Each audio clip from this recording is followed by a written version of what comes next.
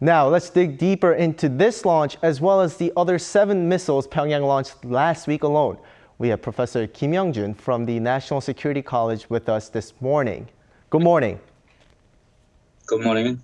Now, many turn to the joint military exercise by South Korea, the U.S., and Japan as the main reason for the turbulent week last week. But the exercises are done now. So why is North Korea continuing with the launches? Yes, this is the 9 missile tests during the Yoon administration, including the last one, and the 21st test for 2022. Yeah, absolutely. This is a reaction to the Iraq, Japan, U.S. military exercise in East Sea recently, also as well as the South Korean missile development like Pyeongyang missile.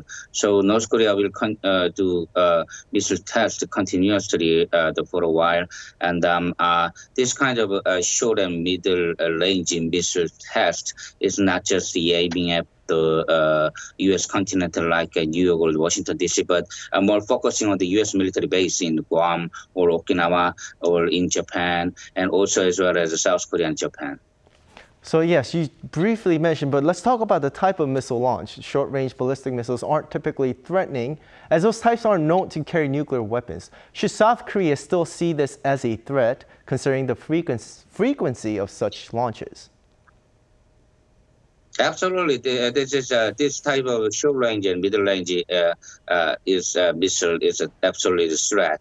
And North Korea has a planning to the 7 nuclear weapon tests. This will be the tactical nuclear weapon test. So this type of short and middle range missile is very fit for the tactical nuclear weapons like the Russian Iskander system. So these types of SLBM or IMBM like the KN-23, 24, and 25 is very much like for tactical nuclear weapons for the future plan of North Korea. Now, will there be stronger sanctions by the international community as a result of the multiple missile launches last week?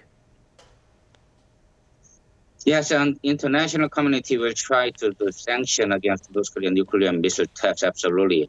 But sanction will be very difficult without cooperation of the Russia and China in this situation, especially U.S.-Russian relation and U.S.-China competition since the Russian-Ukraine war. So with the big looping hole of this sanction regime, an international community needs to try to opening up any kind of negotiation talks with North Korea. So while we have you here, how long do you think this is going to continue? I mean, before the administration, this wasn't as frequent as we saw, but with the change of administration and recently, especially last week, it's been more frequent. How do you see this continuing, or is this going to die down after some time has passed since the military exercise?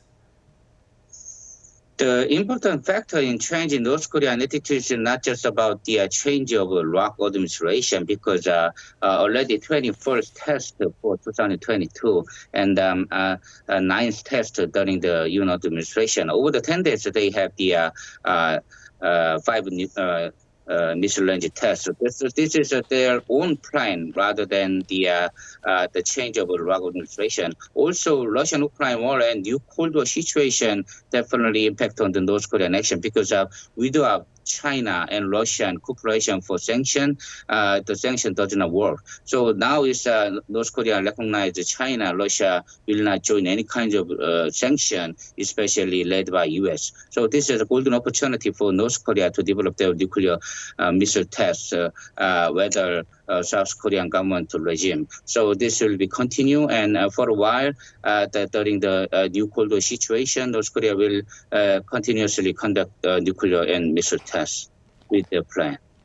Well, thank you so much for joining us this morning, and you had such short time to look into it, but as always, your analysis were very helpful. Thank you. Thank you very much for having me.